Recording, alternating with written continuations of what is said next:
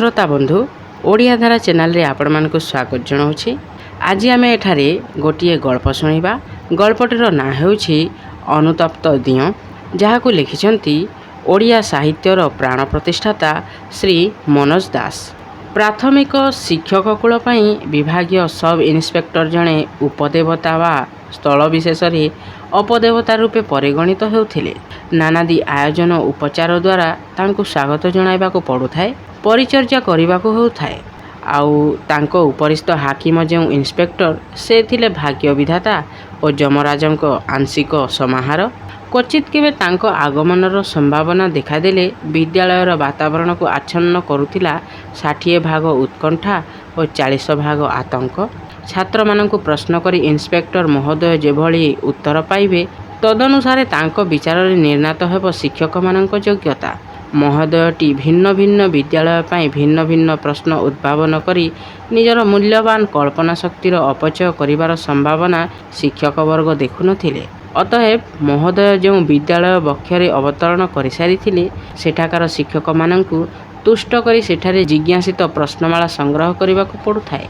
तरतरे से सबूर उत्तर प्रस्तुत करी छात्र छात्री मानंकु मुखस्थ कराइबाकू हुए, किंतु उत्तर प्रदान बेले छात्रर स्मृति और जिह्वा भितर असंगति थरे थरे होउथाए दुर्निवार।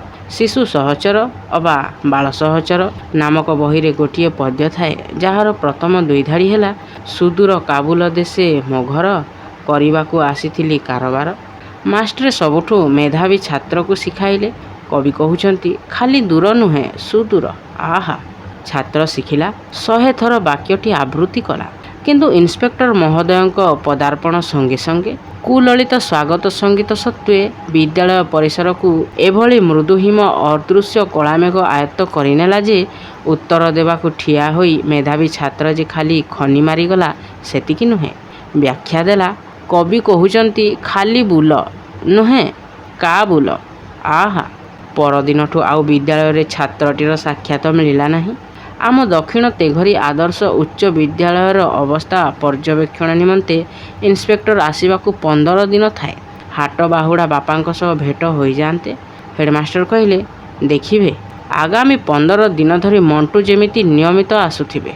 पाठ पढ़िबा भली गोटे अर्थहीन काम संपूर्ण नियमित हेबा जेते अयौक्तिक एवं हिंस्र प्रस्ताव हेले भी मु ताकू मानिनेली। किंतु अवरुद्ध विद्रोह फुटी उठिला जो दिन प्राय 2 मास काल तांको भाईंको कार्यस्थान पारला खेमुंडी रे बिताई माँ आसी घरे पहुँचीबा अवधारित बोली जानिली। आज स्कूल जीवी नाही, गंभीर तथा दृढ़ कंठरे कहली। आजिर अपराध? बापा पचारिले। माँ आसी मते न देखी दुख पाइबे, किंतु तांको दुख को बलिजीव सुख। जेतेबेले सुपुत्र दिनकर पाठ शेष करी सूर्यास्त बेले घर को फेरुथिबार सो देखिबे। देख बाबा, इन्स्पेक्टर आसी बुली जीवा पर दिनटी स्कूल को जीवु नाही हैला। सेतेबेले मोर गोटाए श्रेणी उपरे पढ़ुथिबा प्रभाकर बही खाता थली झुलाई आसी ठिया होई गलानी। आमे प्राय सांग होई स्कूल जीवा आसीबा करूँ। चंदनेश्वर मेला बा हुगुली हाट को गला बेले जो बालुकामय बाट अत्यंत मनोरम रोमांचकर मने हुए, स्कूल गला बेले सेही एका बाट बंदीर कारागारमुखी यात्रा भली विमर्शकर होइथाए। आजी अधिकंतु से रास्ता मने होଥାଏ जेमिति जाबज्जनित निर्वासर पथ, उत्तप्त कंटकित। कल्पनारे देखुथिली माँ जलेश्वर स्टेशन रे अवतरण करी बस रे बसी बाठग्राम रे पहुँची सवारी आहरण कलेणी। सवारी आसी थुआ हैला केनाल बक्षरे भासमान प्रशस्त नौका उपरे। तापरे दीर्घ अंका बंका बंध उपर देई बाहक माने स्वच्छंद नहेले भी स्वच्छंद रीति रे आगेई आसुछंती। सवारी पछरे जड़े परिचारक ट्रंकटीए मुंडाई बाट चलुछि। सेही ट्रंक भितरे जाकीजुकी होई रहिछि गोटाए चकचक पैकेट बिस्कुट। आशा पैकेट गोटिक अति छोट नुहे। कल्पनारे ता बास्ना पहुँची जाउछि तुहाकू तुहा। ट्रंक रे हुए तो रहिछि आहुरी किछि अप्रत्याशित। हाय विडंबना, जहाँ पाई ट्रंक भितरे अणनिश्वासी होई रहिछि से पुलक से चकापारी बसी बेतहस्ते टहलमान मास्टर आगरे अंक कसुथिब। धन्य विधिर विधान। धैत, मोर ए उच्चारण निहित आवेग प्रभाकर को चमकाई देला। गभीर सहानुभूति फुटाई से पचारिला, कौन कि रे, मोटे गोड़ चलु नाई। मो दुख व्यक्त कली। गोड़ कौन खाली तोहरी अछि?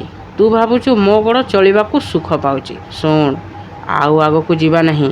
ସୂର୍ଯ୍ୟାସ୍ତ ବେଳକୁ ଘରକୁ ଫେରିଗଲେ ହେଲା। ତୁ କିଛି ନ କହିଲେ କିଏ କ'ଣ ଜାଣିବ? ନିଷିଦ୍ଧ ଫଳ ଚାଖିବାର ପୁଲକରେ ଶିହରି ଉଠିଲି।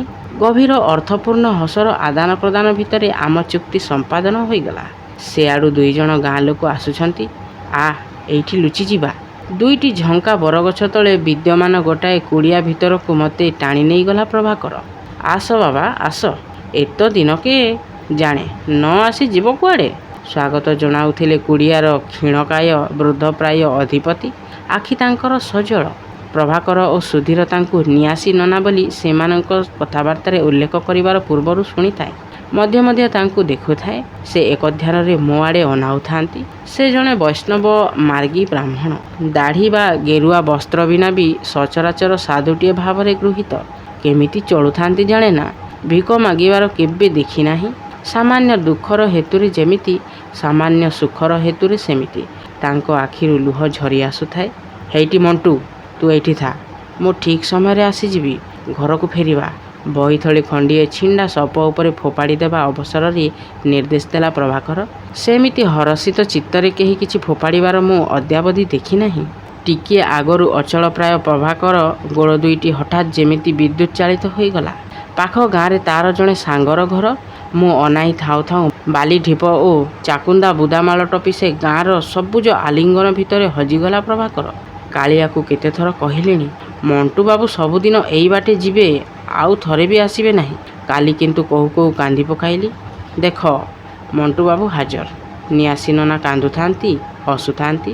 ମୋ କକାପୁଅ ସାନ ଭାଇ କାଳୀ କୁମାରକୁ କାଳିଆ ବୋଲି ଡାକିବାର ଅଧିକାର ଆମ କେତେଜଣଙ୍କର। ନିରିମାଖି ନିଆସି ନନା ସେଭଳି ଔଦ୍ଧତ କରିବାରୁ ଟିକିଏ ବିରକ୍ତ ହେଲି ଓ କହିଲି, କାଳିଆ ମୋତେ କହିନାହିଁ। କିରେ, କହିନାହୁଁ? ନିଆସି ନନା କୁଡ଼ିଆର ଗୋଟାଏ କୋଣରେ ମାଟିର ମିଞ୍ଜି ମିଞ୍ଜି ପ୍ରଦୀପ ଆଲୁଅରେ କିଞ୍ଚିତ୍ ଝଲସିତ କୃଷ୍ଣଙ୍କର ବାଲ୍ୟମୂର୍ତ୍ତି ଆଡ଼େ ଅନାଇ ପ୍ରଶ୍ନ କଲେ। ତାପରେ ତାଳି ମାରି କହିଲେ, ହଁ ବାବା ହଁ, ତୁ କହିଛୁ, ବୁଝିଗଲି। ନିଆସି ନନା ଏ କଥା ବି ତାଙ୍କ ଦିଅଁକୁ କହିସାରି ମୋତେ ଅନାଇ ହସି ହସି ଜଣାଇଲେ। କାଳିଆ ଟିକିଏ ଆଖି ମାରି ବୁଝାଇ ଦେଲା, ସେ ଯଦି ତମକୁ କହିନାହିଁ, ତମେ ଆସିଲ କେମିତି? ନିଆସି ନନା ଦିଅଁଙ୍କ ଆଗରୁ ଉଠାଇ ଆଣିଲେ କୁନି ତମ୍ବା ପାତ୍ରଟାଏ।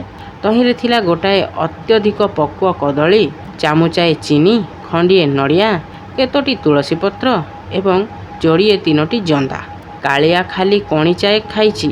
ସେ ସେମିତି ବେଶୀ ଖାଏ ନାହିଁ। ସେଇଥିପାଇଁ ବଡ଼ ନ ହୋଇ କୁନି କୃଷ୍ଣ ହୋଇ ରହିଗଲା। ହଉ, ମୁଁ ବା ବେଶୀ ଗୁଡ଼ାଏ କେଉଁଠୁ ଆଣି ତାକୁ ଖୁଆଇବି? ସିଏ ତ ଆଉ ମୋ ଭଳି ପେଟେ ପେଟେ ମୁଢ଼ି ପଖାଳ ଖାଇବ ନାହିଁ। ଦେଖ ଦେଖ, ତମ ଆଡ଼େ ଅନାଇ ସେ କେମିତି ହସିଦେଲା, ଦେଖିପାରିଲ? ସୂର୍ଯ୍ୟଦେବଙ୍କୁ ଠେଲାଠେଲି କରି ପଶ୍ଚିମ ଦିଗନ୍ତକୁ ଖସାଇବାର ଉପାୟ ନଥିବାରୁ ନିଜକୁ ଅକ୍ଷମ ମନେ କରୁଥିଲି। ଏଣେ ଚୋର ଭଳି ଲୁଚିଥିବାରୁ ଲଜ୍ଜାବୋଧ କରୁଥିଲି। କିନ୍ତୁ କେତେବେଳେ କେଜାଣି ସବୁ ଭୁଲିଯାଇ ବନିଗଲି ନିଆସି ନନାଙ୍କର ବିମୁକ୍ତ ଶ୍ରୋତା। ସେ ଗପୁଥିଲେ ତାଙ୍କ ଗେହ୍ଲା ଶିଶୁକୃଷ୍ଣଙ୍କର ଦୁଷ୍ଟାମିର ଚପଳତାର ଅଜସ୍ର କାହାଣୀ। ଦେଖ ଦେଖ ମଣ୍ଟୁ ବାବୁ, ଚଟ୍ କିନା ଅନେଇ ଦିଅ, କାଳିଆ ଧରା ପଡ଼ିଯିବ।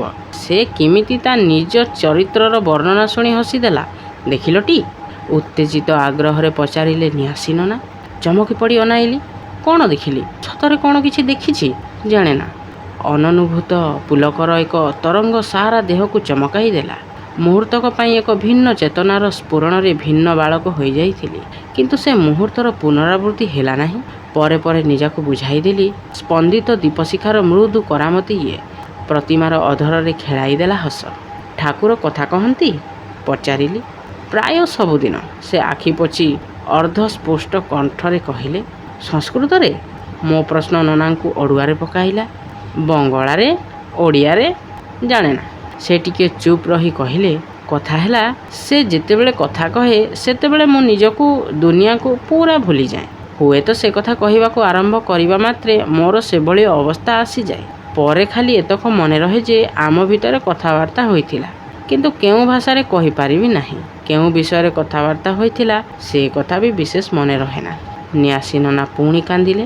ତାଙ୍କୁ ବିଶ୍ୱାସ କଲି ବୋଲି କହିପାରିବି ନାହିଁ, କିନ୍ତୁ କଥାଟି ଭାରି ଭଲ ଲାଗିଲା। ଏହାପରେ ଆମେ ଦୁହେଁ ନୀରବରେ ବସି ରହିଲୁ। ମନେ ହେଉଥାଏ ଆଉ ଜଣେ ବି ସେ ନୀରବତାର ଅଂଶୀଦାର। ମଧ୍ୟେ ମଧ୍ୟେ ମୁଁ ପ୍ରତିମା ଆଡ଼େ ଅନାଉଥାଏ, ଉଭୟ ସନ୍ଦେହ ଓ ସମ୍ଭ୍ରମ ସହକାରେ। ସୂର୍ଯ୍ୟାସ୍ତର ଅଳ୍ପ ପୂର୍ବରୁ ପ୍ରଭାକର ଆସି ପହଞ୍ଚିଲା।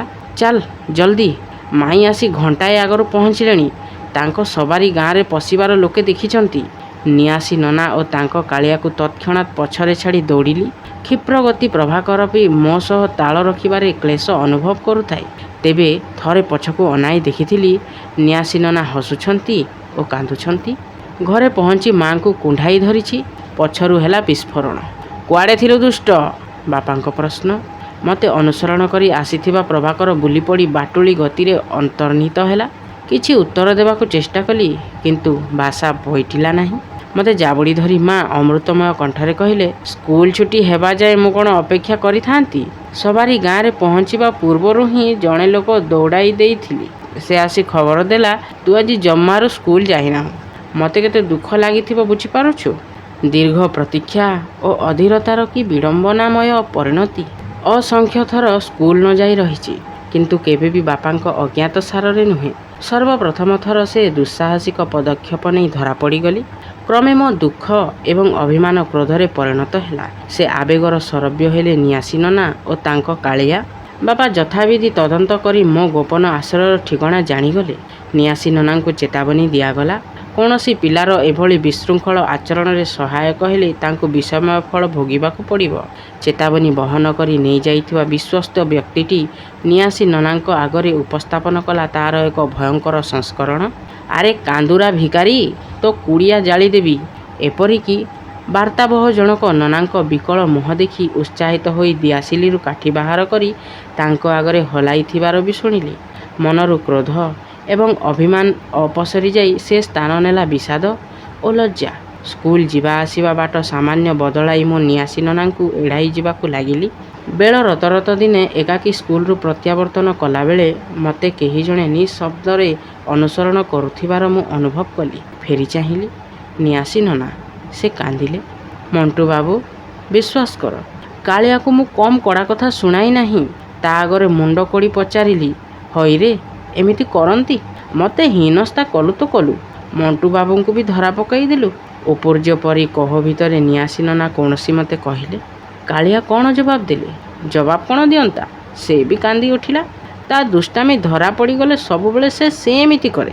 କହିଲ ମଣ୍ଟୁ ବାବୁ, ସେ କାନ୍ଦିବା ପରେ ମୁଁ ତାକୁ ଅଧିକ କିଛି କହିପାରିଥାନ୍ତି? ନିଆସି ନନା ବାଲି ଦାଣ୍ଡରେ ବସିପଡ଼ି ଦୁଇ ହାତରେ ମୁଣ୍ଡଟି ଧରି ତଳକୁ ଅନାଇ କୋହରେ ଭାଙ୍ଗି ପଡ଼ିଲେ।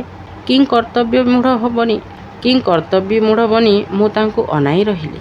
କିଛି ସମୟ ପରେ ସେ ଗାମୁଛାରେ ମୁହଁ ପୋଛି ଠିଆ ହୋଇ ହସ ଫୁଟାଇ କହିଲେ, ମଣ୍ଟୁ ବାବୁ, ମୋ ସହ ଥରେ ଆସନ୍ତ ନାହିଁ? ମୁଁ ତମ ଆଗରେ ତାକୁ ଧମକ ଦିଅନ୍ତି। ତମେ ଦେଖନ୍ତ ତା ହାବଭାବ। ପରବର୍ତ୍ତୀ କାଳରେ ଥରେ ଥରେ ମନେ ହୋଇଛି ନନା ସାଙ୍ଗରେ ଯାଇଥିଲେ ଭଲ କରିଥାନ୍ତି।